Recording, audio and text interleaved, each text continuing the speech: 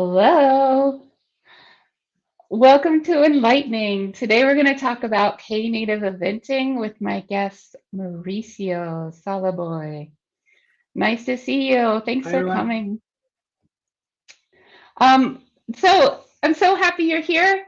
Thank you so much. We've been in touch a lot in preparation for this stream, and I really appreciate all that. I'm really excited to talk about eventing with you. Super excited to be here as well. Let's see how this goes. I'm really It's looking good. forward to see what people think about it. Yeah, excellent. I first met you, Mauricio, when I didn't meet you. You first came into my brain via Twitter. A blog post you did. I understand you've been keeping a blog for like 15 years, which is super cool, right? A blog post you did got has it been that long? Anyway, a blog Kinda, post you I think did, that like yeah, 13 years.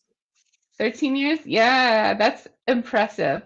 A blog post that you did came across my radar, and it was like your story with Knative. Mhm.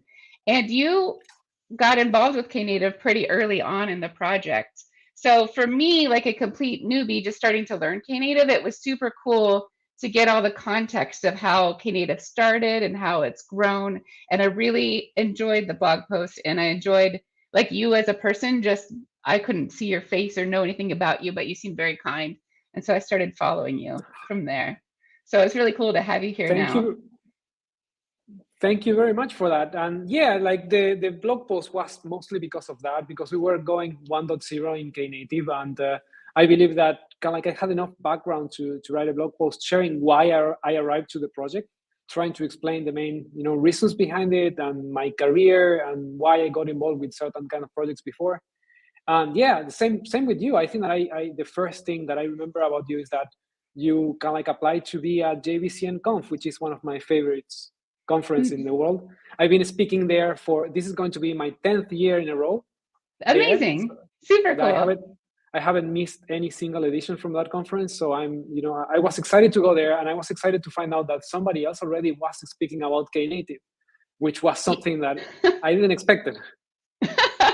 I'm very new to conferences and being in DevRel and all of this. So I have a Lightboard presentation around Knative that I'm going to try to translate into a conference talk. And I just applied it Mhm. everywhere without even really thinking like maybe I should engage with the Knative community more, which I have been engaging with Carlos. I do have someone like from the Knative community double checking my work to make sure my message is consistent with what y'all want. But it was a Perfect. nice surprise when you slacked me one day and you're like, yeah. And I was like, awesome, nice to meet you. And I was happy. We have some hellos, some wonderful people are here. Cora's here. Hi, Cora. So good to Hi, see you. hi Cora. And Thank you for joining. and Engine's here too. Thank you so much for coming. I appreciate your time and attention.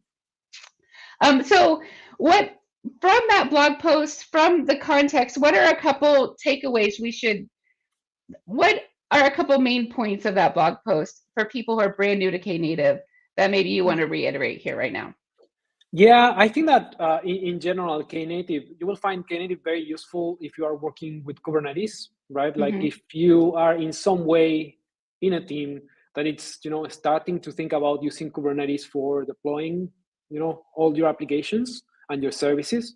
And when you start looking into Kubernetes, it looks really cool. It looks pretty big, and it can kind of do a lot of things out of the box. But when you start becoming more serious about it, you kind of like start realizing that what Kubernetes is providing is just the starting point. So it Mm-hmm. makes a lot of sense to have some other tools on top of Kubernetes. And Knative is one of these add-ons that you can add to Kubernetes to make your life easier. And today, specifically, we will be talking about eventing. That makes a lot of sense when you're building event-driven applications, right? I saw your session with Carlos about Knative serving, and you managed to cover a lot of topics in there: why Knative is important, why open source is important, why you should be looking into these projects. And I guess that Knative Eventing is just an extension to that. That's cool. I feel like I know a lot less about Knative eventing, and I'm looking forward to catching up. One thing you said in your blog post that I thought was interesting is you said it's your firm belief that every Kubernetes cluster should run Knative. I was like, Yeah, well, that's a big statement. Yeah. And that's it is a big one, but at the same time, when you, for example, when you go to Google, right, like to the managed service Kubernetes, you already have a checkbox there that you can click, and you will have Knative enabled, which is kind of like a big step for a provider to say, yes, you can have this functionality in there out of the box in your Kubernetes, because we know that that's useful, right? And we do that too with Tanzu Community Edition. Knative is a package. It's there. Yeah, it makes a lot of sense, right? Like, and for all the software providers that are creating their own Kubernetes platforms for other people to build platforms on top, Knative, it's always in that conversation, because it brings into the picture some of the core functionalities that you need in order to speed up delivery and to release software. So yeah, it's kind of like an easy thing to do. That's rad. So I'm going to start the process of getting behind the Lightboard. But Sounds while good. I do, I know that you're writing a book. Will you talk to us about that? And I'll link to it. Perfect. Yeah, definitely. So I'm in the process of writing a book for Manning that it's called Continuous Delivery for Kubernetes. The title is a little bit tricky in the sense that usually when you think about continuous delivery, you think about pipelines and building software and more kind of like on that side of like more like DevOps. And the book here, it has more like a developer-oriented focus for you to understand the tools that are in the Kubernetes space that can help you to be more efficient when you're building and delivering applications into the Kubernetes cluster. So I'm covering in the book a bunch of tools. As you can imagine, Knative is one of those. And I'm covering other tools like Tekton that it's highly related to Knative as well. I'm covering Crossplane as well. I'm covering Carvel. I'm covering Helm and build packs. So a bunch of technologies that are becoming kind of like really important and really, helpful when you start like your Kubernetes journey. So, I've been working with Kubernetes for some time now, and I keep seeing kind of like the CNCF landscape to grow and grow and grow. So I did feel the need to start writing a book where I just try to summarize why these tools are useful and the problem that they are trying to solve. And trying to do that, just trying to figure out what the problems are, and then the tools that can help you to solve some of these problems. It's a really long process, so it's going to take me a while until it's finished. It sounds super valuable. How long have you been working on it, and how long do you expect to work on it? So I've started. So this is the thing, right? Like the reason why I decided to write the book was because I was building examples in one of my GitHub repositories about these tools, right? So I have like a centralized repository that is pointing to a bunch of examples using Knative, using Tekton, using different technologies to do different things. And I had enough kind of like material in that repository to say, okay, I can summarize the main points of each of these examples and put it into a book. I've been building that example for the last 3 years, I think. Cool. And yeah, and I've started working on the book like I don't remember when, like just last year, I guess, like mid last year, like June last year. That's exciting. Hopefully I can finish it this year. Hopefully, if I spend enough time. I'm rooting for you. We have some Cora mentions Cartographer as a possible tool it sounds like, to feature in your book. And she says Cartographer uses the concept of choreography on Kubernetes, a bit different from choreography with a service bus. Yep. And it's really powerful for software supply chains. Maybe a good perspective to include. Yeah, definitely, it's there. It's one of the things that I need to cover in kind of like the last chapters of the book. I've written 7 chapters. I have like the drafts for 7 chapters. The 2 chapters that are missing, there are like 9 chapters in total. The chapter 8, it's about like platform building, and that's where I think that something like Cartographer can fit in. And excellent. And chapter 9, it's all about like going back to more kind of like the continuous delivery practice and figuring out how to fine tune your processes and your tools so you can deliver more software. But yeah, something around supply chain, it's going to go there, like chapter 8 for sure. Cool. We have a lovely comments. My favorite show, all caps. So thank you so much. That's wonderful. And I would love to hear from chat what experience y'all already have with Knative, what or questions you have around event-driven architecture. So if you have any of those, please don't be shy. Join in the conversation with us. And Mauricio, where do you want to start? Let's let's do do this. this as a conversation, right? Like we can definitely cover whatever the audience feels like it's important. I do find like Knative in general very difficult to explain, because in order to explain what Knative is and Knative Eventing and Knative Serving, you need to have a lot of background knowledge about the tools that are in the ecosystem, and maybe like some more advanced scenarios than just deploying a simple Hello World application.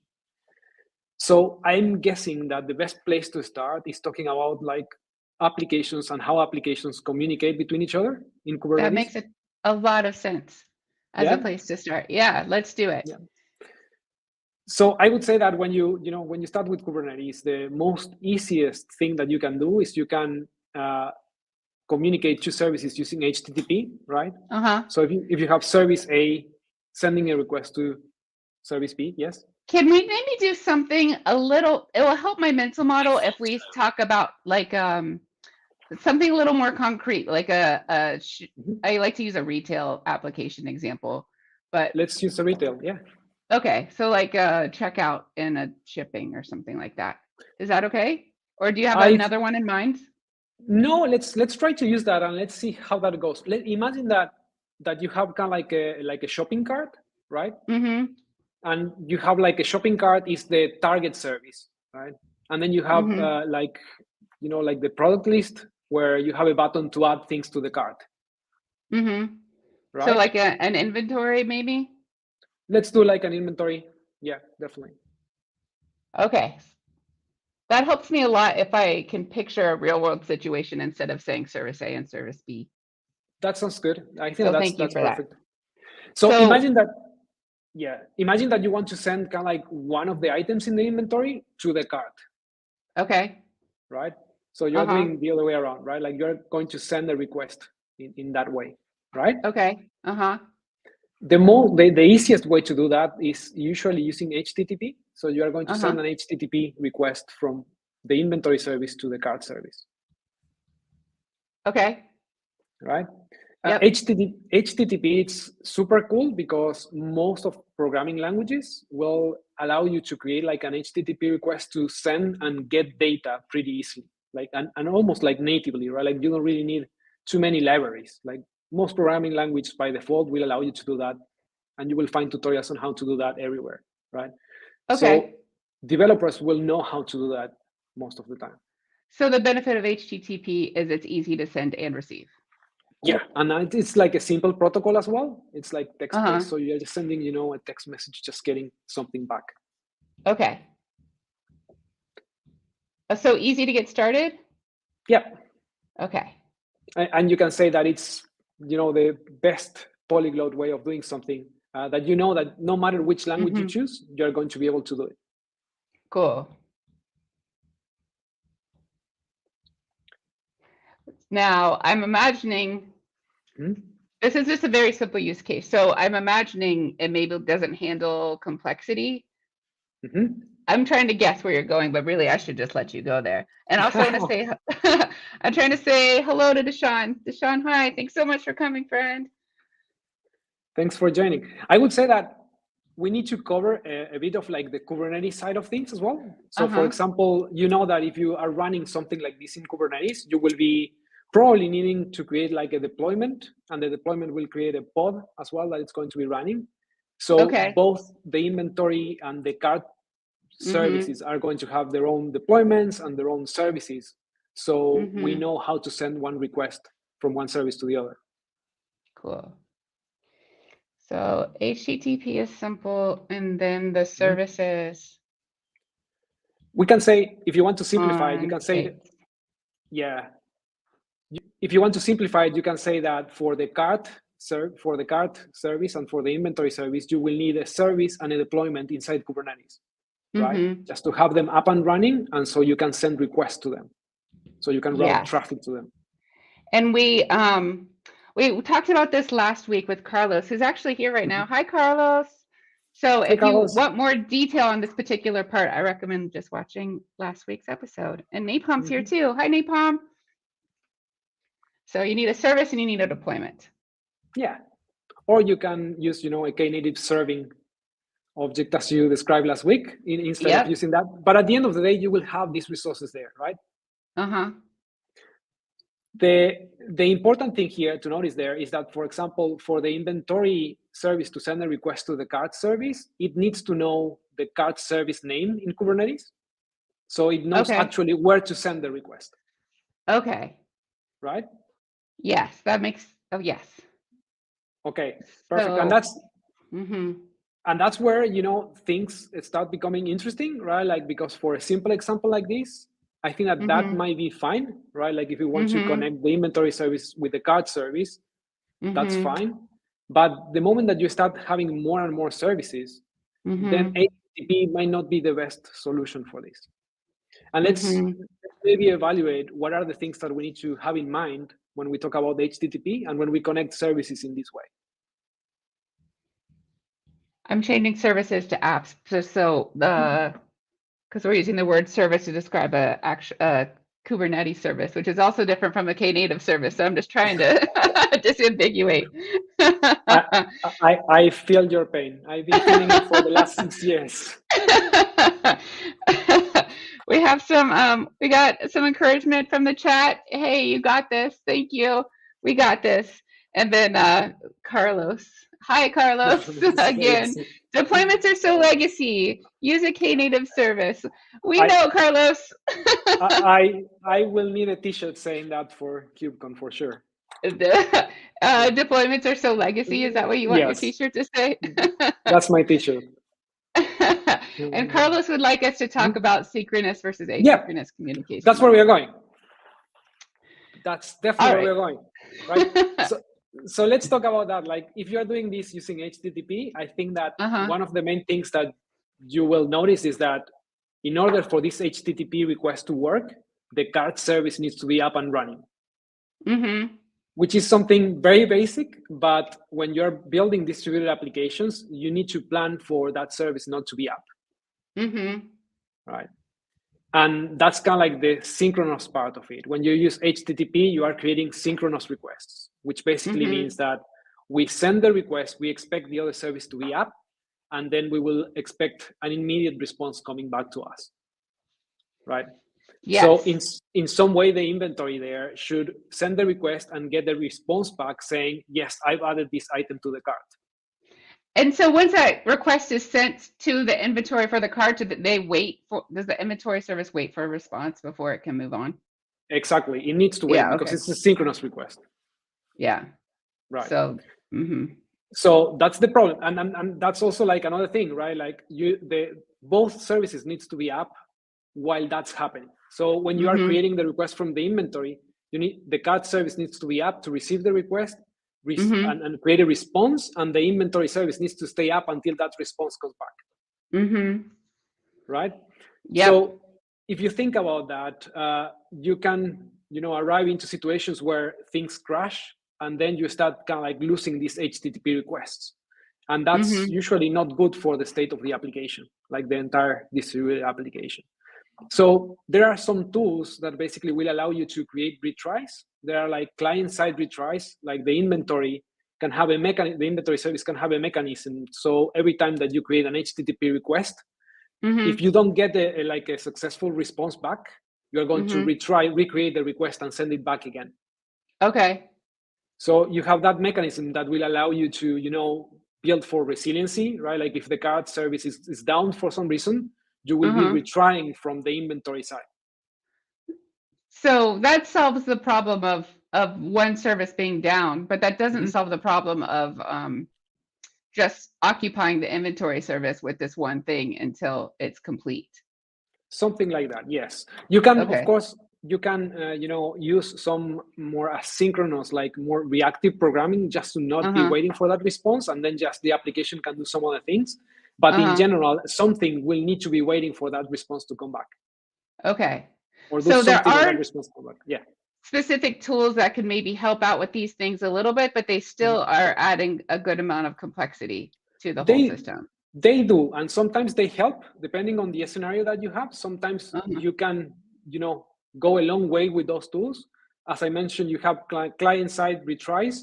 You have something like service meshes that basically allows you to do the retries in the infrastructure. So developers doesn't need to add any extra dependency to do that. But again, these are all things that you need to be aware of to make your applications more resilient. Yeah. And right? Carlos says that resiliency is a hard problem in network distributed systems. It is. So, It is, right?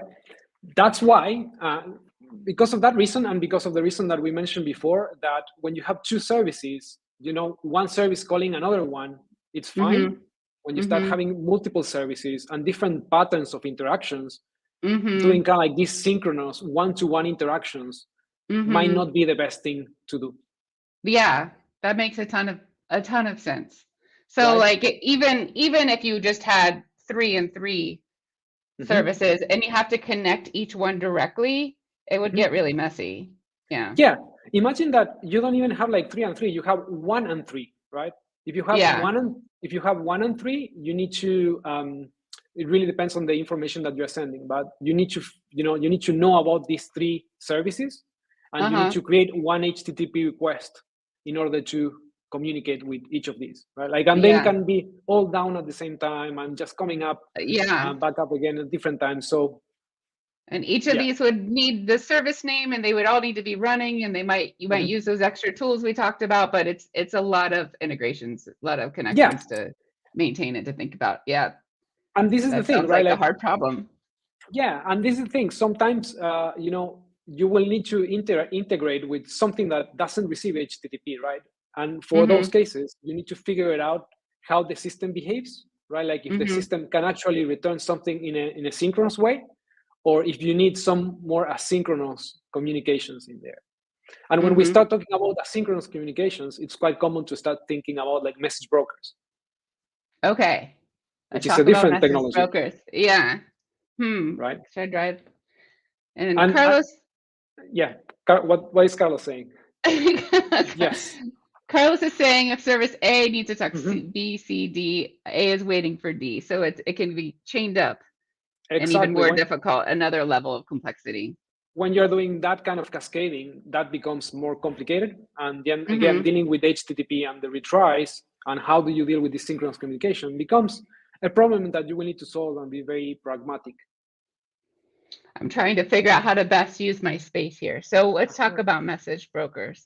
So we'll talk about our cart and our inventory, and we're backwards still, but we're consistent. Yeah. And in between, we have a message broker now. So let's make it blue. So now what's a message broker do? So before that, I would say that before moving on to message brokers, let me mention another thing on the Kubernetes side of the example, like on the top synchronous example, right? And I think that I want to mention this because when we start talking about Knative Eventing, I think that it's going to be important, right? Let's quickly talk about Kubernetes control plane and the Kubernetes data plane. Okay. Right? When we talk about HTTP requests from one service to another, we are talking about the data plane. And that's because services are moving data between each other, right? And for that, there needs to be some kind of like routing capability that allows, these services to communicate. So the data plane is more about networking or about service communication. Exactly. It's about like how data is being moved between services. Okay. And when we talk about the control plane, does that include? Does the data plane include like storage or any kind of a persistent data, or it's more just moving the data? It's just moving data, like communication to things. Cool. When we talk about the control plane in Kubernetes, we talk about the infrastructure that we need in order to run our applications. And when I say infrastructure, it might be, databases, like even the containers themselves, right? So the control plane is the one that takes care of understanding what to do when we create a new service resource or when we create, a new deployment resource. So the infrastructure needed to do what? To basically run our applications. To run our applications, yeah. Got it.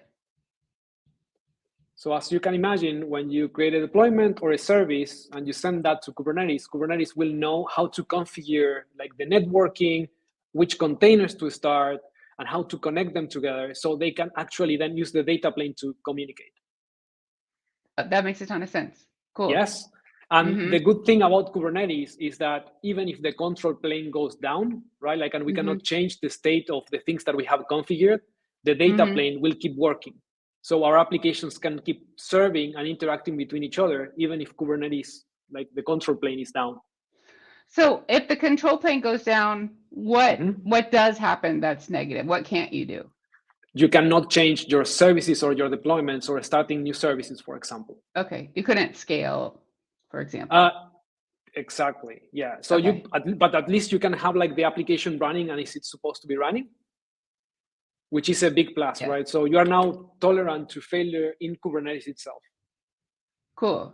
So that's pretty cool. And I think, and I'm just mentioning this because this is important when we talk about like Knative Eventing. Because when we were talking about like the inventory and card service, what we are talking about really there is about the data plane. Okay. Right? Because we're sending information between different, applications. Yes. Now, when we talk about message brokers, we are also going to be talking about a data plane, and we are going to be talking about different patterns of communicating to services in a more like asynchronous way. Okay. So the goal here is the goal of maybe Knative Eventing and just general, that the problem that needs to be solved is asynchronous communication between, loosely coupling your applications by allowing them to communicate asynchronously. Exactly.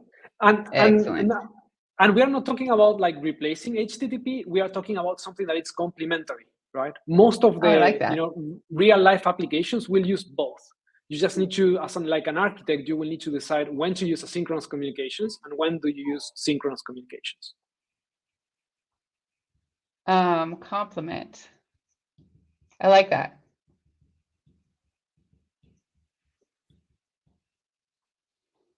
Yeah. We have, hi Abhishek. Glad you made it. He says, looks like I missed a lot today. We're getting all the context for why, like I'm totally, actually, I was sold a while ago. We only got this for, but now I'm super sold that Knative Eventing is an important tool that is needed. But yes, we're getting all the context. Yeah. Yeah. And again, that's why, for example, you see here like the inventory and the cart example might be okay for us to get started into the discussion. But again, we are not talking about replacing HTTP for an asynchronous way of doing things, right? In this case, maybe for the example and for the sake of explaining kind of like with the same scenario, we can use it. But in no way we are saying that if you have like working HTTP applications, just go and replace everything with async mechanisms.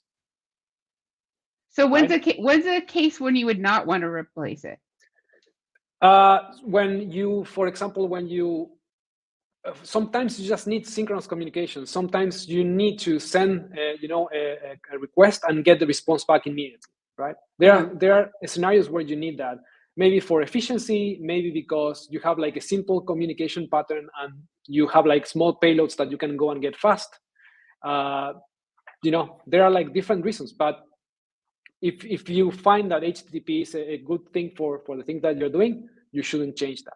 But there are some other scenarios where you want to build for more resiliency, when you want to scale things in a different way. In this case, what we will be doing with the message broker is to enable our application to enable our services to communicate in an async way and to basically be decoupled from each other, right? They don't even need to know that they are talking to each other. They are just going to use the message broker as a central hub to send a message, and then somebody else can go and pick that message up and then do something with it. So in this case, our inventory wants to send a message to the cart and would put that message into the message broker. It's and then going the cart to be, would pick it up from there. It's going to be something like that, but the inventory, it actually doesn't want to send something to the cart. It's just will do something like saying, I'm putting it out there without concern for who's picking it up. Exactly. Got it. Message brokers will provide you kind of like all the mechanisms for retrying and for also persisting these messages in there, right? So if something goes down, you know for sure that if the message broker got the message, it's going to be persisted until it's it is going to be persisted.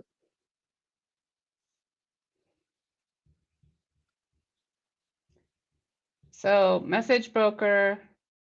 So now it's loosely coupled. Mm-hmm. It's async. Right. It's resilient because it can sit on its own machine, yeah? That's correct. Right. And I think that that's another key point in there, right? You now need another piece of infrastructure here, the message broker, to be installed and to be maintained for this to work. Before with HTTP, you didn't need anything like that. Okay. Right on.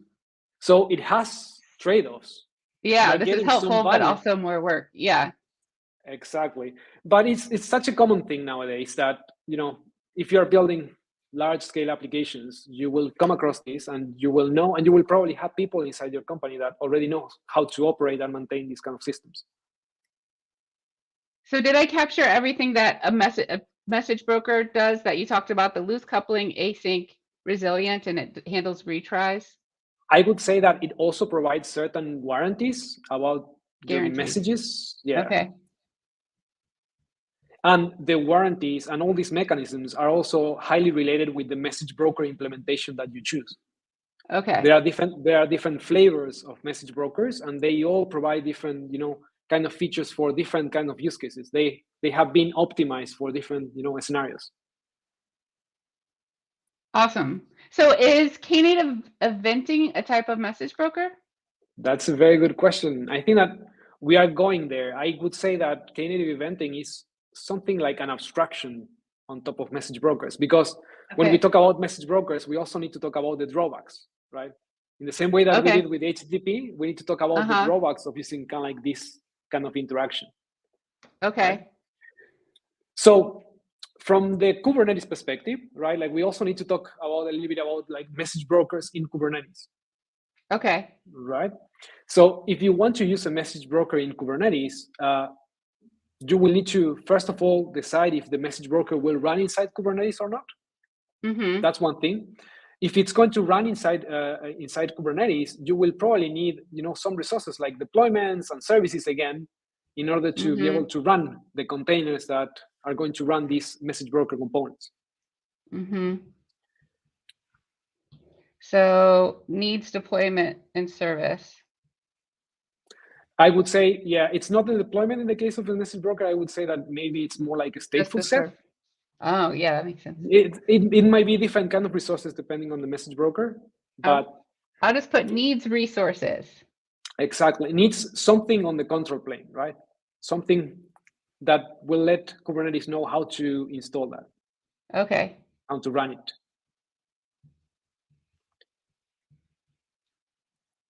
The good thing is that because this is kind of like an infrastructure related thing that you need to bootstrap, you can also run it outside of Kubernetes. And as you mentioned before, it can run in its own machine, right? Like it can run it in a different server. And then have your applications connect to that. And so how should I'll just put it, so it can be run outside of the cluster. Yeah, it doesn't really need to be inside Kubernetes. And this all has a reason why I'm saying this, right? Because there is like the third option of not running it yourself, and you just let the cloud provider run it for you. So you just use a managed service. Okay, and that's an example of running it outside of the cluster.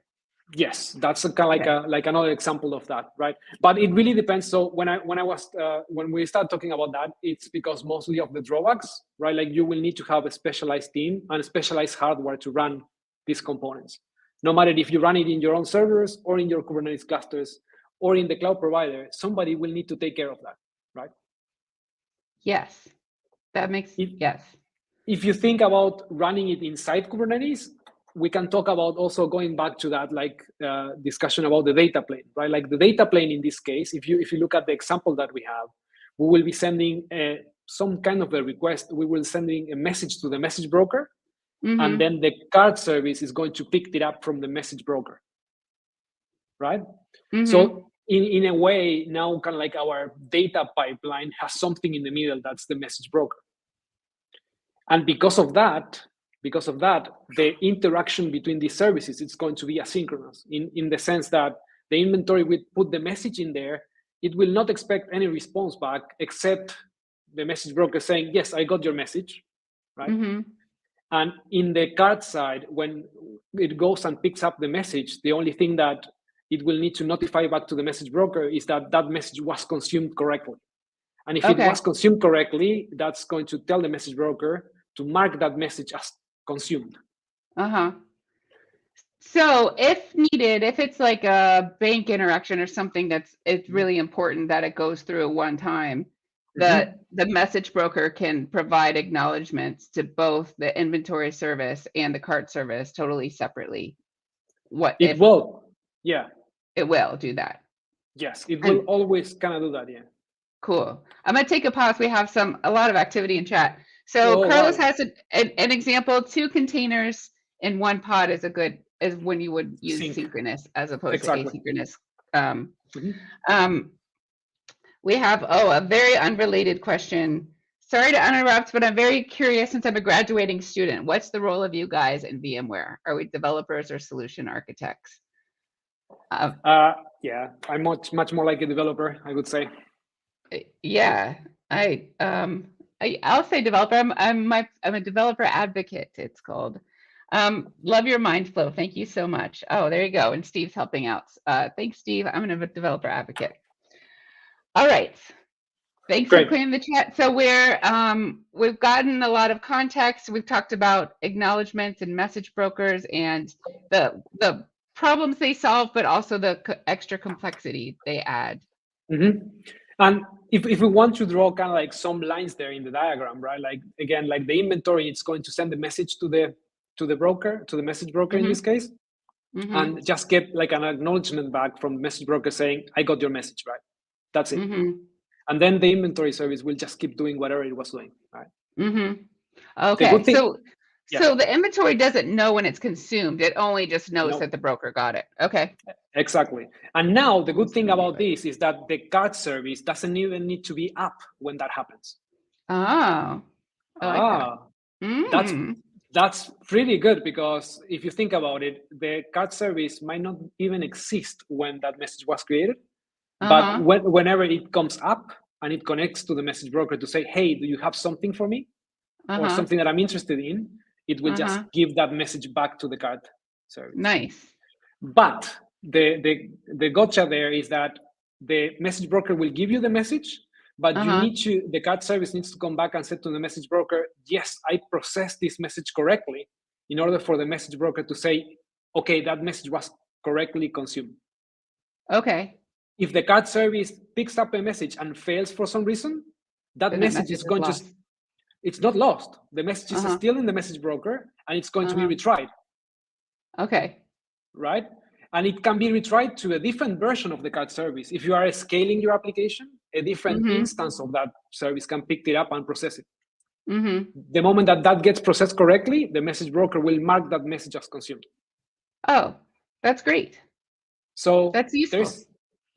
There is a lot of things happening in there. And as you can see, it's a different way of interacting and moving data around, right? Again, a bit more complex, but it comes with a lot of advantages. Yes, and it scales well and we have Steve says, for me, the biggest advantage of the message broker is the loose coupling of components. I'll star it just for you, Steve. There's your star. I think that's one of the biggest thing. The other thing is like also being able to, for example, reuse that message for multiple services to consume it, right? So you can have the card service, you can have a warehouse service consume the same message, and what you will get is like copy from that message for each service. There are different patterns on how you can consume that message, so you can do that, right? So in here, with just the inventory creating one single message, multiple services can pick that information up and do something about it. That makes a lot of sense. That would be very useful. Do you want to create like the drawbacks kind of like section for this? Because I think that's important for us to go to Knative Eventing. And again, it's like drawbacks between quotes. because are kind of like these trade-offs of kind of like using all these mechanisms that comes out of the box with the message brokers. The first one that we mentioned is that we need to maintain now the message broker, right? Uh-huh. We need to install it and maintain it.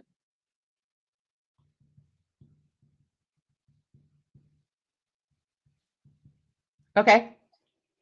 The second one, I would believe that this is really important, and sometimes it's like not even considered, is the fact that in the diagram that we have there with the inventory, the cart, and the warehouse service, if I want to connect to a specific message broker implementation, I will need to use a client. So it's a library that I will need to include in the inventory service that will be used to connect to the message broker instance or to the message broker cluster.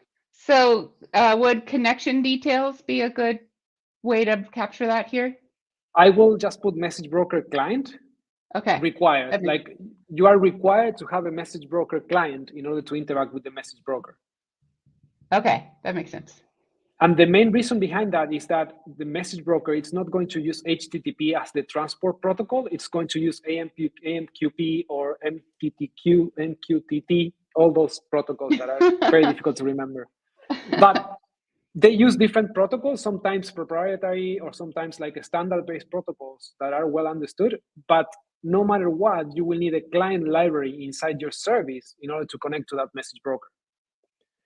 And that client library will have a version associated with the version of the message broker instance that you're running, which then ties your services to the infrastructure that you're running. So now you have that, coupling with the infrastructure. That if you want to update the infrastructure, then you need to go and update every service that it has a client in it.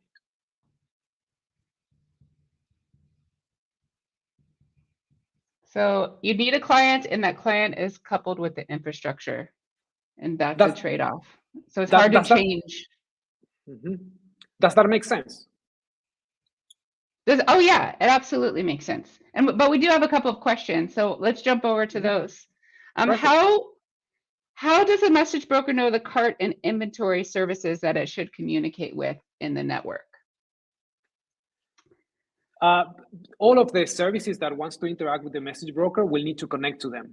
And that's why you need to have a client. So basically the services, when they boot up or when they start, they will have the, the message broker IP address, like the cluster. It can be a cluster as well, where you just go and connect. And then what the services will do will say, I'm interested in this kind of messages or in these queues that can be like logical partitions or where you put the messages. And then they will just fetch all the messages that are there.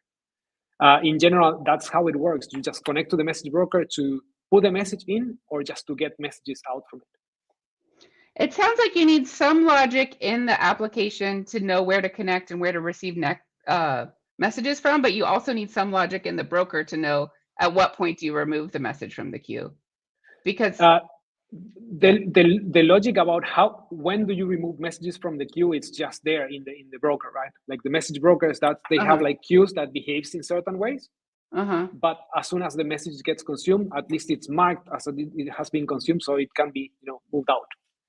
So I'm thinking about a case where like both the warehouse and the cart need to consume the same message. So it'd be marked consumed by cart and marked consumed by warehouse, just two different ways. Yeah, so you have like in message broker, you have different kind of like ways of expressing that. I remember that you have something that it's called, for example, like a consumer group pattern, where you can say the warehouse and the cart services are in different consumer groups. So this message will be consumed at least once for each of these consumer groups. Okay. So in that case, it will wait for both consumer groups to consume it before, moving it away. That's great. And a great question. Thanks for asking that. And we have Abhishek.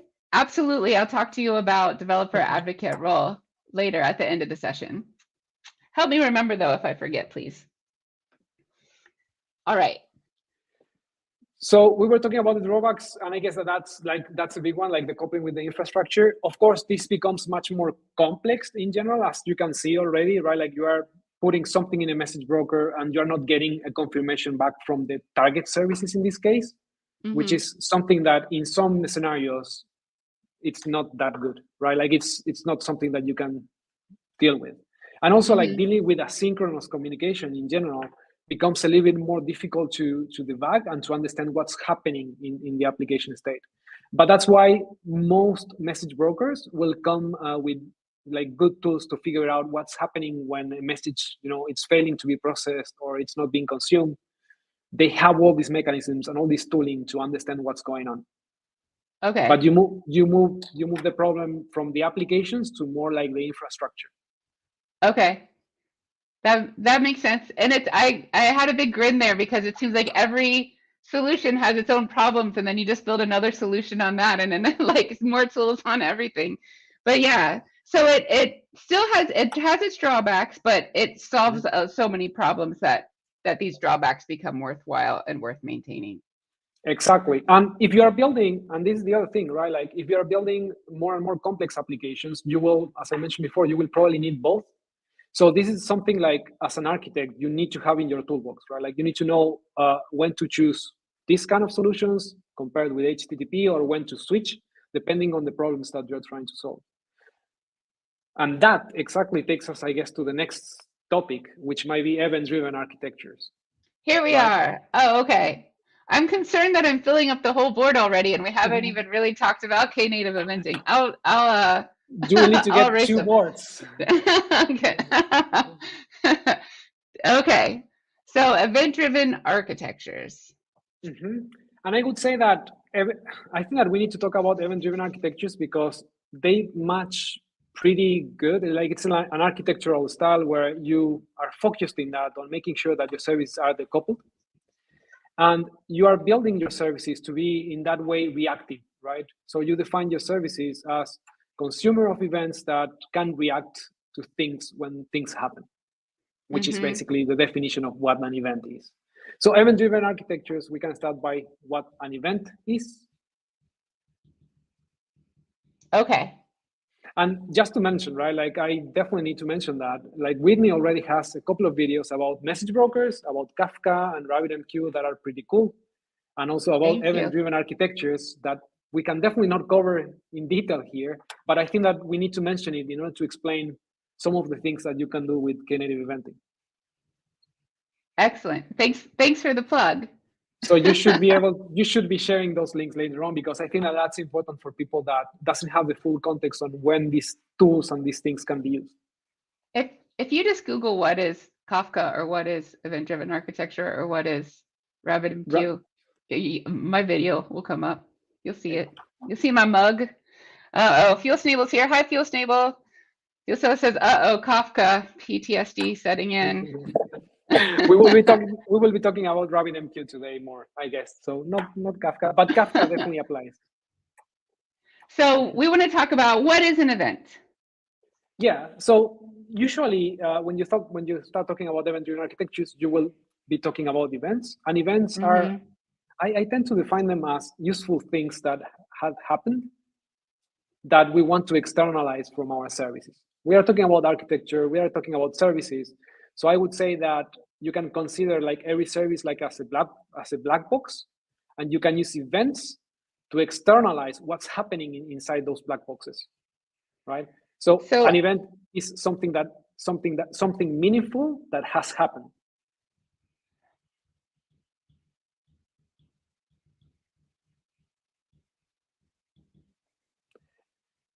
And I kind of like that, but for like a technical person, that's too much in the air. Right? Yeah. So let's use an example, right?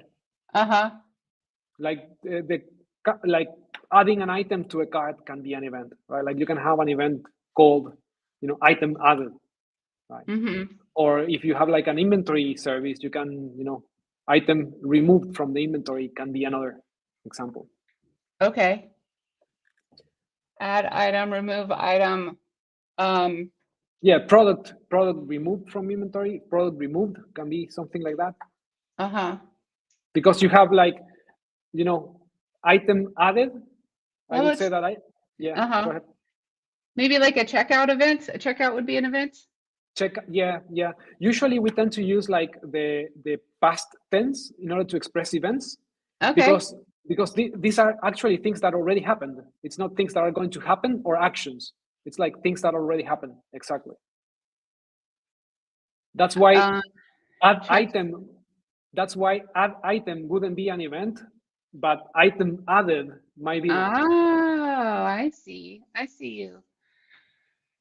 Because add item sounds more like an order or like an action. I like that. Hmm. Item added.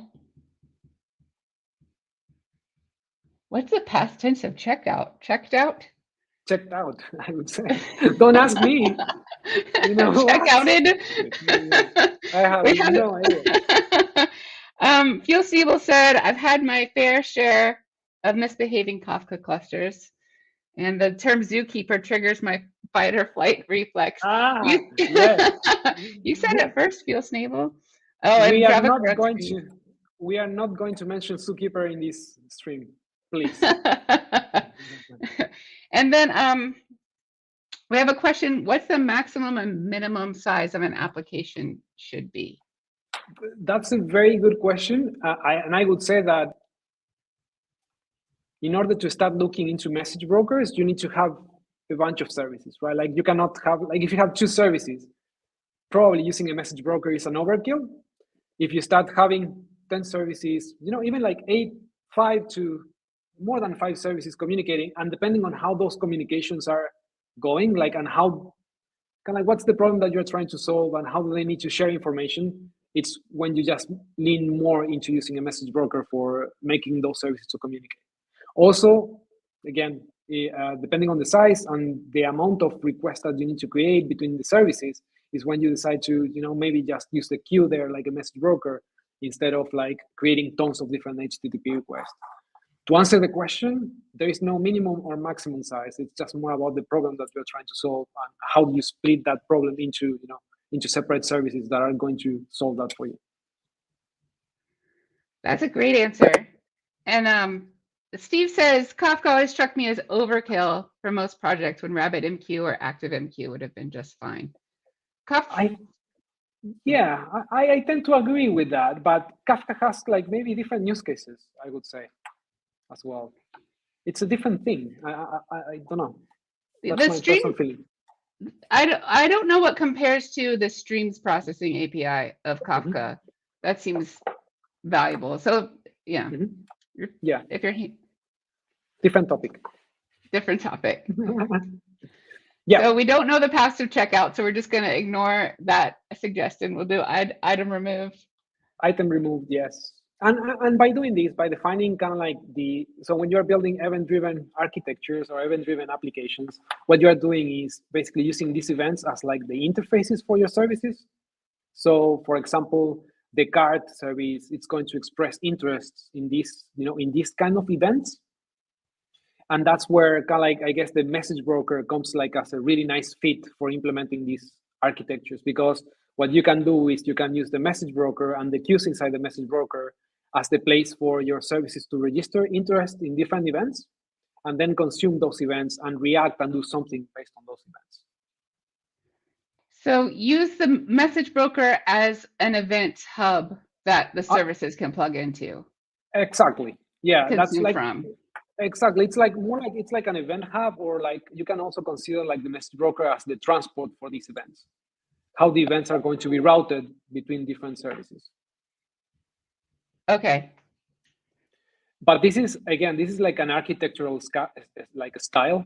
It's like an architectural way of doing things and solving problems.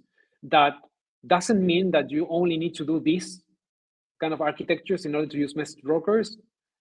You can again mix and match depending on what you're trying to do. But I think that reading about event-driven architectures will give you kind of like a more practical sense of when you might want to use a message broker, because you can build event-driven architectures without using message brokers, but message brokers makes a lot of sense for building event-driven architectures. That's great. Right? I'm with you. Perfect. And the fact that we just mentioned that we have something that it's called an event also brings up the question on what's the difference between an event or a message in a message broker. That's a great question. Right. Before I'm gonna start. I love you, chat, but just to say in topic, I'm going to maybe filter out the Kafka discussion and let y'all just duke it out in Twitch. But we do have a question that's related to what we're talking about now, which is if my application is taking longer to process and not able to cope with the queue, can I assume event-driven architecture is not suitable in that case? No, I wouldn't say so. I would say that if you have a problem with an application not being able to cope processing with the queue, the problem that you're facing there is scaling up your consumers. So basically what you can do is you can create more consumers in a way that you can have multiple things picking up from that queue so you can cope with it. So for example, 2 carts consuming, I guess it's behind the thing. 2 carts services consuming from our broker here. Yeah, and maybe for that case, that example might not be the best, right? But you might be able, if you are doing some kind of like a batch processing where you need to process like terabytes and terabytes of data, you can have multiple things picking up from that queue and doing that processing, right? So it's a different thing which will require more scalability on the consumer side. Great. And Fuel Stable says, I've been in a situation where scaling doesn't help when there's a bottleneck somewhere else. So yeah, of course. Yeah. So imagine that would be kind of like another thing, right? Like when you are creating multiple HTTP requests, you can definitely use like a load balancer just to send the request to different, instances of the receiving service. When you are sending tons of messages to a queue, what you might need to do is then scaling up kind of like the queues and the cluster, the message broker cluster itself. And that requires kind of like another set of skills. It's a different kind of like way of doing things, and you need to actually know your message broker implementation, how to do that. Excellent. So tons of things can go wrong there. Like on the message broker, it can be going wrong on the producer side, the one that it's creating messages, or in the one that it's consuming messages. And you need to figure out where the problem is and figuring out like the right patterns to make sure that your application scales. Excellent. So we're talking. Do we get the main points of event-driven architecture? I guess that we covered two important things there. Like, yeah, I think that we covered 2 important things. One is the fact that we have events. The second thing is that by using event-driven architectures, what we are doing is we are kind of like using these events as interfaces for our services, right? Like we will have now event producers and event consumers. And they do not need to know about each other.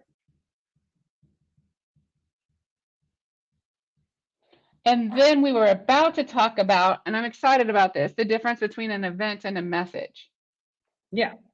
So I guess that, in order to talk about that difference, which is kind of like more like a semantic difference on how do we use, I would say that the message can be the transport for an event.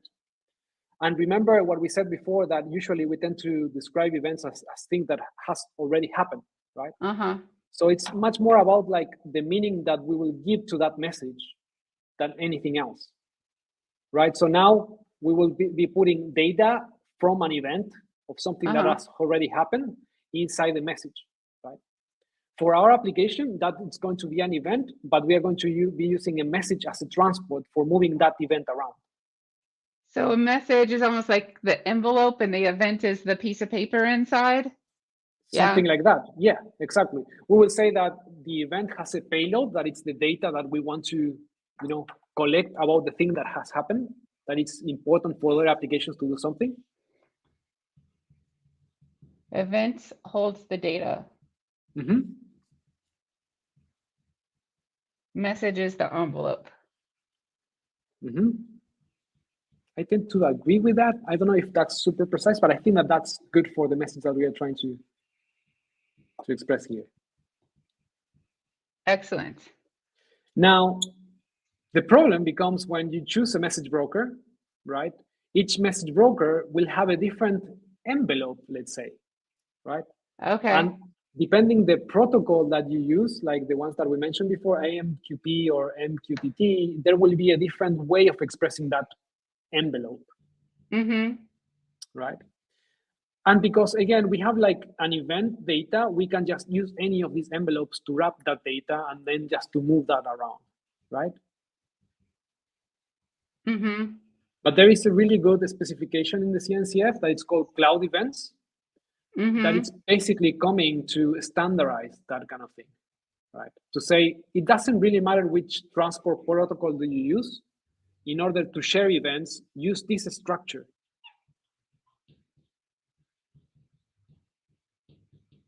Cloud events standardizes events. Standardizes what? Yeah, you can think it about like to be in between, like cloud events is between the event itself, the data that we want to send, and the message broker envelope. Okay. Right? So it sits there in the middle to say, if you want to share an event, just put it into this structure, put this metadata about the event, and then we will have a way to map this to different, message brokers and different transports.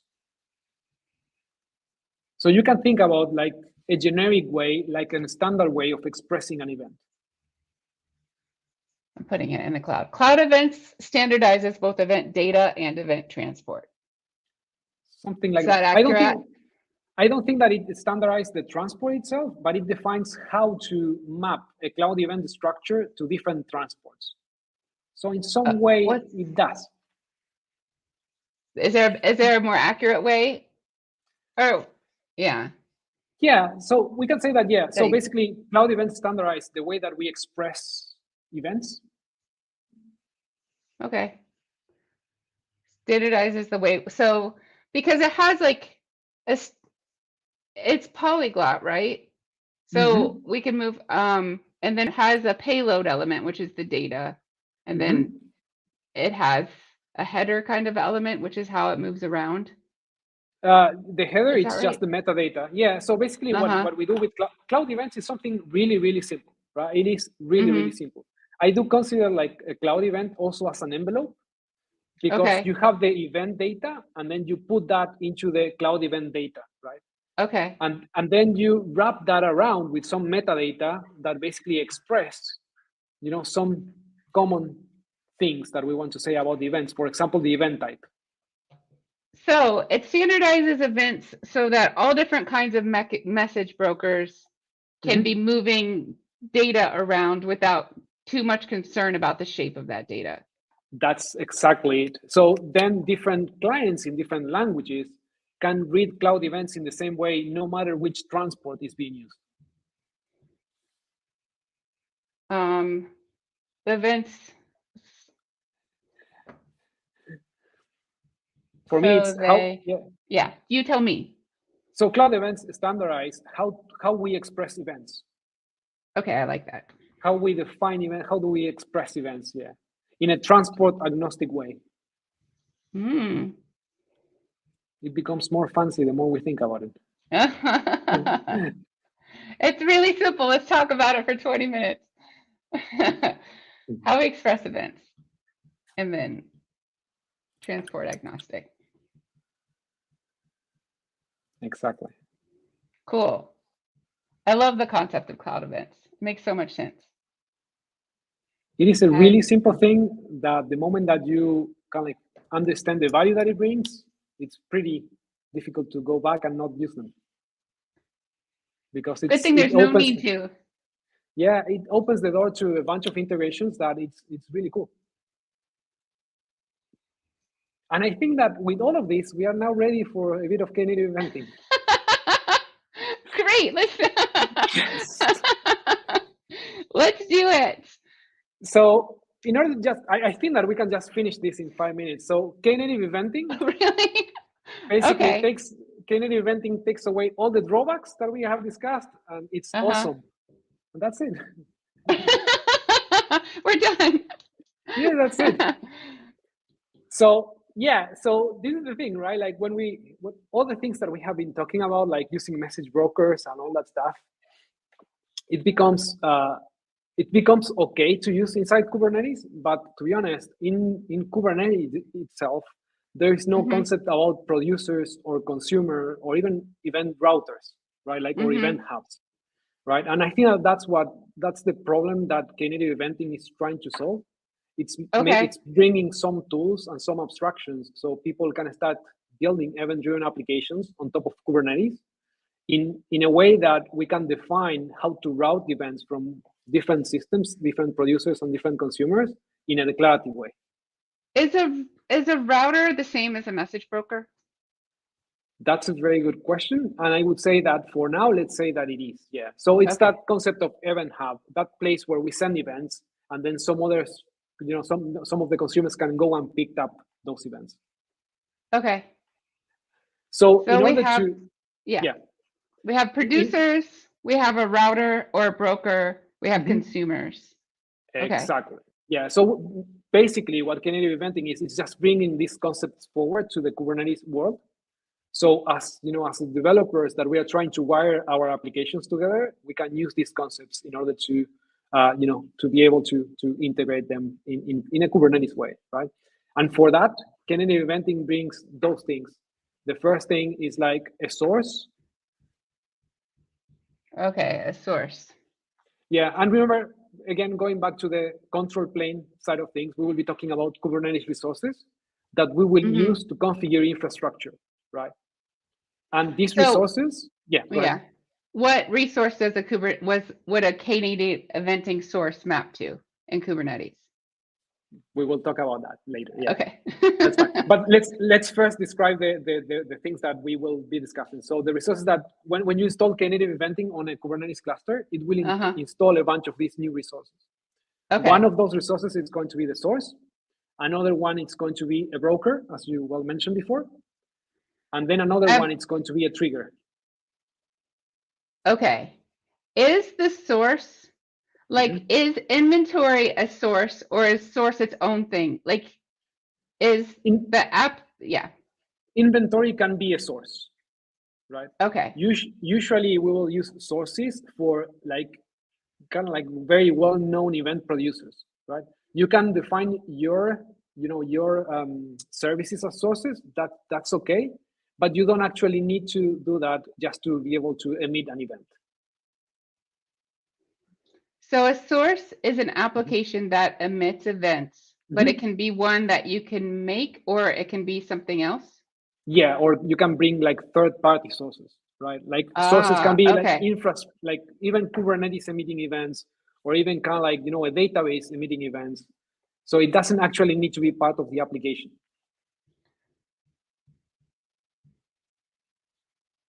So source, I think that you can define as a source as a link between something that is producing events and the Knative world, right?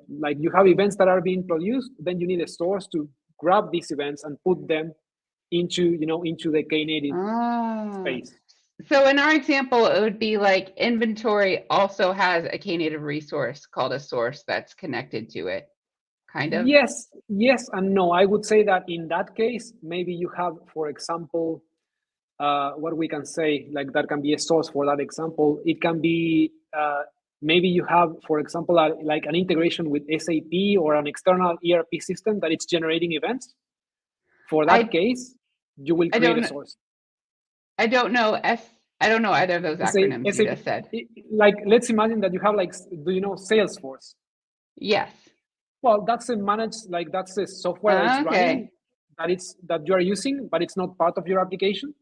And if that software is creating events that you're interested in forwarding to your application, then you will have a Salesforce source that is basically bringing events and then just pushing them to your application.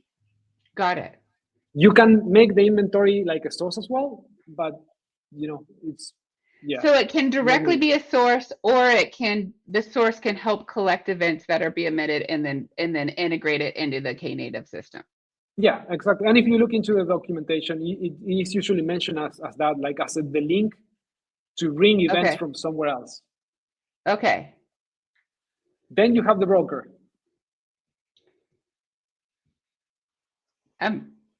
Is a broker should I represent it like a database? Or should I represent it like a queue? I would represent it as a box. As a box. As neither. It's its own thing. It's its own thing. Remember that we are talking about resources here, right? So that will connect to an infrastructure, but it is not the infrastructure. I think that's important, right? Yes. Remember, that's another Knative Eventing resource. That basically means that as like an operator, or as like the one responsible for the infrastructure, we will be saying, I want to create a new broker resource, and I will be sending that to Kubernetes.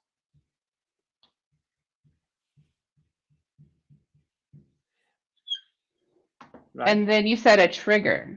And we have a trigger, yes. And then we will discuss about the relationship between the things and the behaviors that they implement. Okay? Okay.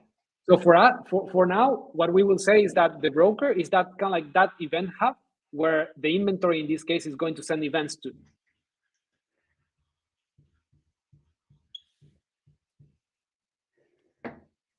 So our inventory is another source? What? Yeah, it's just, imagine that the inventory is a Knative service, right?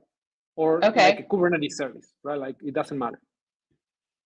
So the inventory will be sending events to the broker, right?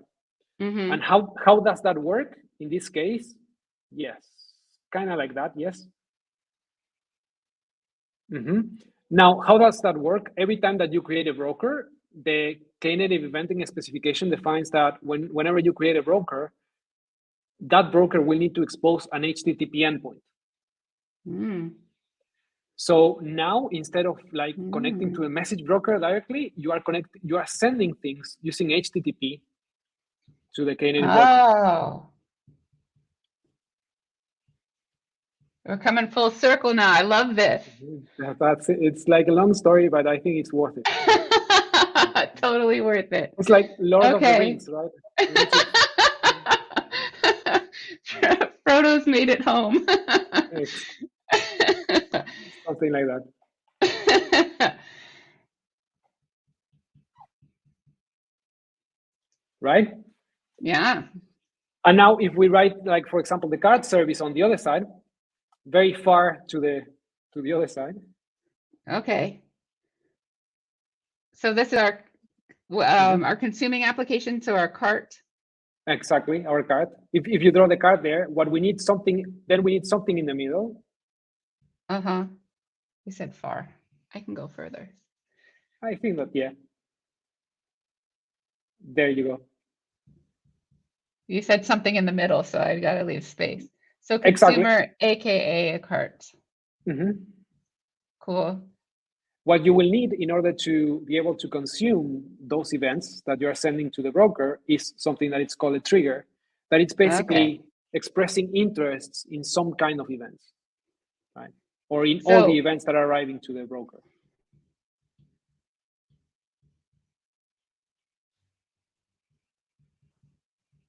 So, and you said it's expressing interest in a certain kind of event. So not every event in the broker.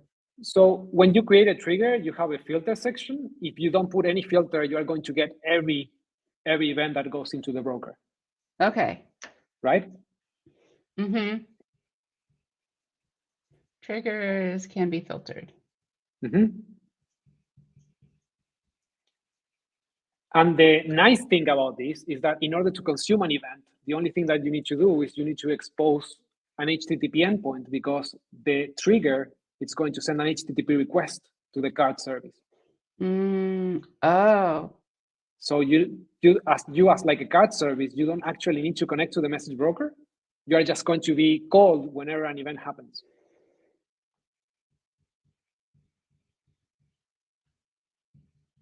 So the service, the application itself exposes the HTTP endpoint. Mm-hmm. And then it's the trigger that connects the broker to the endpoint. Something like that, yes. What's a better way? I'm going to write it down. How should I express that?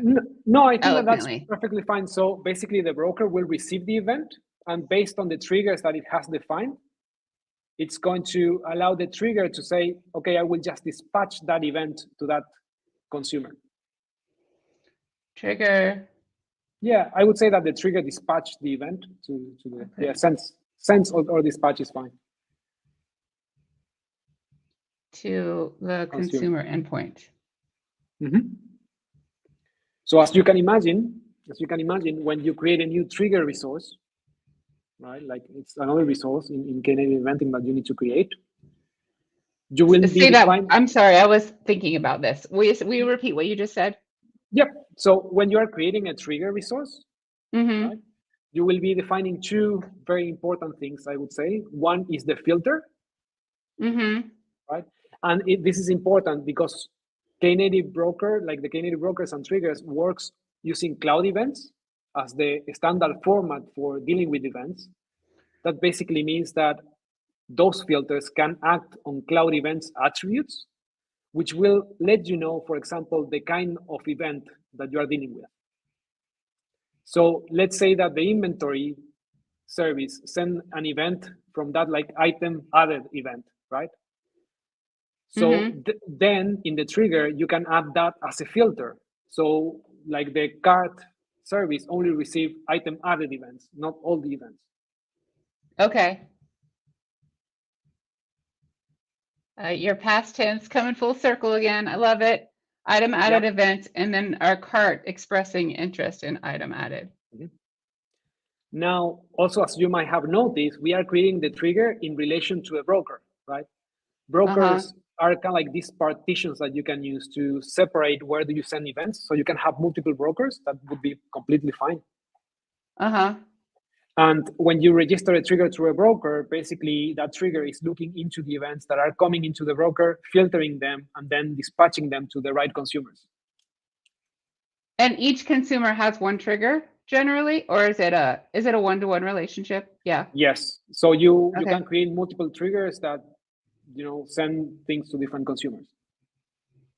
So we have some love in the chat, but I have a question. Mm-hmm. You said when you create a trigger, you define two things, and one of those things is the filter. And what's the other thing? The other thing is this, what we call the subscriber, which is the subscriber. The consumer. Yes, but this is really nice. This is really nice, and this is why I love Knative Eventing so much. Is that remember that we are creating Kubernetes resources, and the subscriber can be a pointer to a Kubernetes resource, like a Kubernetes service or like a Knative service. What that allows us to do is to, for example, check the state of the trigger because it's a Kubernetes resource, so it has a status.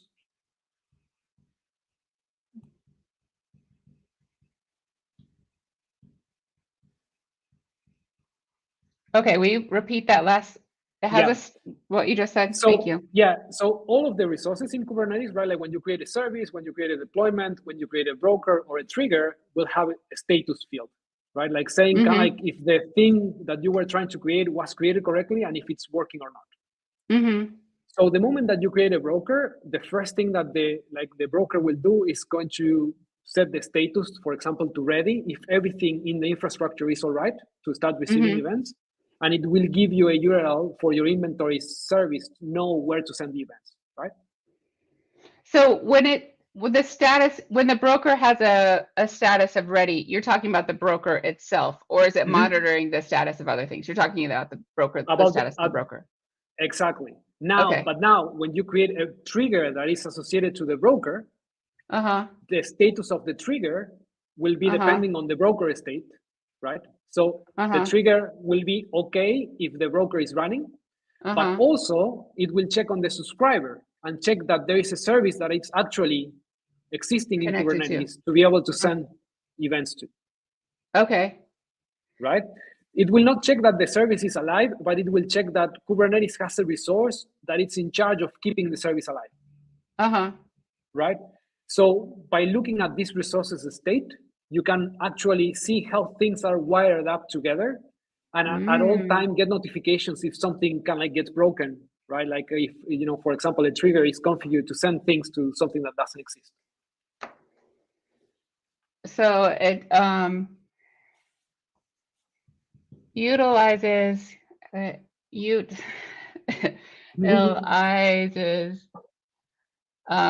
Kate status field to make sure everything's wired up correctly. Yep.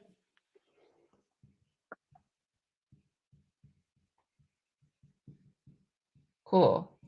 Remember Yep. that in Kubernetes, that's not the static. It's all the time being reconciled, right? Like, so if something changes state, right, like, or if you remove a resource, the status is going to be updated. So you can create monitoring tools to figure out when things are not okay.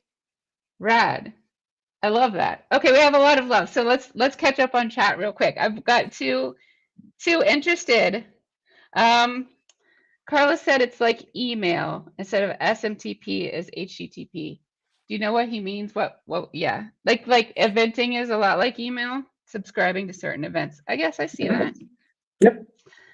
Cora left, but she said this is fantastic, and she says thank you to you, Mauricio.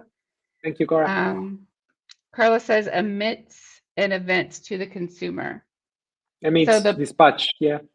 Okay, so when I say send, Carlos said emit would be a good word there. Yep. And Java Grunt, hey Deshaun, thank you so much for helping to monitor the stream. I appreciate you very much. Nick, the first one. Hi, Nick. I'm glad you made it. And Java Grunt saying hi to Nick. Okay, we're all caught up there.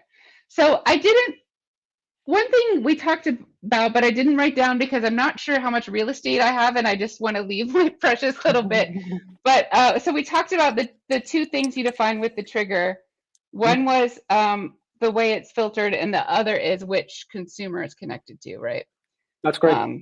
Yeah, I'll see it. And then what else is help me know how to manage this little bit of space. Do you feel like we're wrapping up, or we still have some concepts we need I think that space basically can be used to have like a big bubble saying that the broker that we just defined in there, it's an abstract concept that needs to be backed up by a message broker implementation, basically. Oh. So basically, this mechanism that Knative Eventing is providing is just that high-level abstraction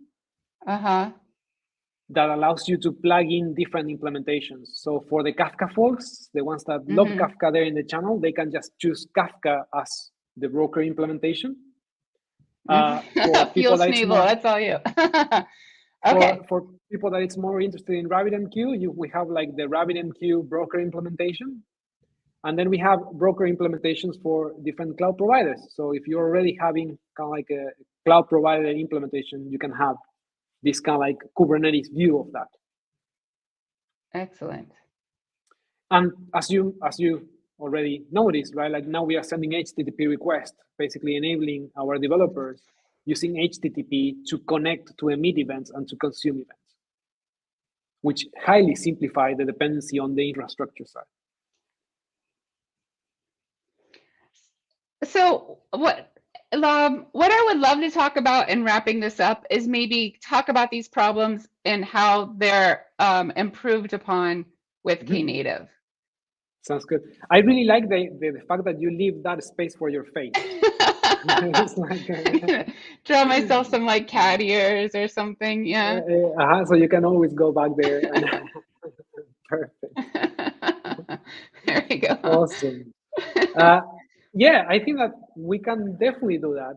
I'm curious if people have questions about this. Again, look at all the journey that we needed to make in order to explain this. And I think that it was important just to have the right context so we can have the right conversation on top of this. Absolutely. We have right now, Nick, the first one said they were looking for quite a while. I'm glad you were here.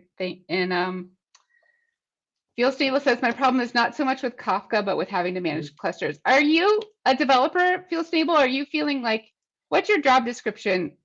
And did you sign up to manage clusters in your job, or is that just something you find yourself doing because of shift left? Because of reasons. Because of reasons. You identify as a developer, but here you are talking a lot about infrastructure. How do you feel about that? So this is the thing, right? Like I'm really interested in the developer side of these things most of the time, right? That's why I really love the abstraction side of things, because in Knative, as we just mentioned, right? Like we have different implementations for this broker. And something that I really love is that we have something that it's called like an in-memory broker. So it's not a Uh-huh. real message broker, but it's something that as a developer, I can use to start prototyping my applications. And then when I move this application, to more like a production workload, there will be a real message broker, behind the covers, but the application will not need to be changed. Mm-hmm. And that's really cool because I can quickly start prototyping with something that will use the same interfaces and the same behaviors that, like a more realistic environment without the need of installing a message broker. So the default is an in-memory broker. Mm-hmm. I like that about Knative. I know with serving too, everything just works right out of the box, and then later you can configure it and make it more complex. But for prototyping, like you said, I really like that. Yeah.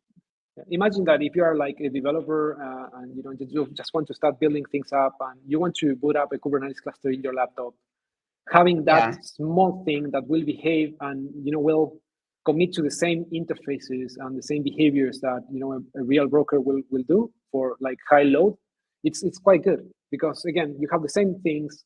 You don't really need to change your applications, your services later on. You just need to change the broker implementation. We got some love in the chat. Carlos, shameless plug. I'm looking for admin users of Knative that want to volunteer sometime for a user study interview. If someone's interested, Carlos, what should they do? What's the actionable step there? Fuel says, to be honest, I switched from the big data job to a small data job, so I no longer deal with clusters. My blood pressure is much better. Thank you. That's great, Fuel Steel. Here's a question. If Knative delivers the cloud events to your app with HTTP, don't you lose all kinds of guarantees compared to using a Rabbit client or library or Kafka? So internally, that's kind of like the job of the implementations for the broker, right? As part of like a Knative broker implementation, we implement a couple of internal services. One that it's called Ingress, which is the one in charge of receiving that HTTP request, right? And then forwarding that, just putting that into the message broker itself.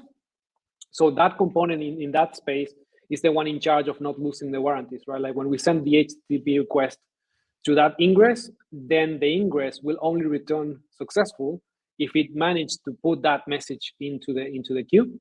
The same thing on the other way, we have like something that is called the dispatcher for the triggers, which is in charge of only returning successful when the message was actually consumed by the consumer. And at that point, it's going to go back and act the message that it was consumed to RabbitMQ. If for some reason when you send that HTTP to the consumer, it doesn't come back with a successful response, then you are not going to act that message. That will mean that that message is going to be retried. So we are trying to maintain at least once delivery warranties in there in the implementations, and that's part of the Knative eventing specification. I have a question. That was a very good question, by the way. It was a great question. Thank you for that. What about a pipeline use case where can the same application be a producer and a consumer? It can, yeah. Yeah. So in that case, you will create a trigger setting kind of like the subscriber as the application itself. So you would have, so there'd just be a trigger created here between your source and, and then it would receive, cool. Yep. So transform data and move it on down the pipeline. Okay, so let's talk about what we, Dapracon said, super, that explains a lot. So that's great. Let's talk about the problems that this solves and how they're being solved. So maybe I want you to lead that, if that's okay. That's all right. Yeah, that's all right. So compare with HTTP, with just using HTTP between one service and another service. In this case, with Knative Eventing, we are sending an HTTP request, but it's like breaking down in this asynchronous behavior because again, we are just only getting an acknowledgement that our event was received by the broker, right? Yep. Then it sits on the broker until somebody creates a trigger that it's going to dispatch that to the consumer. Yep. Right. So in that sense, we are leveraging HTTP for simplicity and for this multi-programming language support that everybody loves about HTTP, and just to keep things simple, right? Yes. If you look at the message broker side of things, we are removing the need for having that client dependency and depending on the broker implementation to connect. We're Yeah? removing the need for the implementation to connect because will you explain that a little more for me? Yeah, sure. So we are now sending HTTP requests to the broker.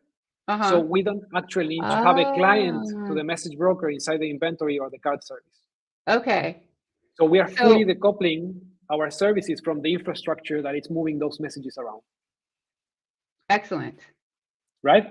Yes. And going back to what I explained just before about that question about like if we do lose warranties, is that now the responsibility of connecting, for example, to the RabbitMQ implementation belongs to the broker implementation. So these internal services that are implemented to make this interface with HTTP. And those components basically have been tested, and we are evolving them to make sure that we meet all these warranties.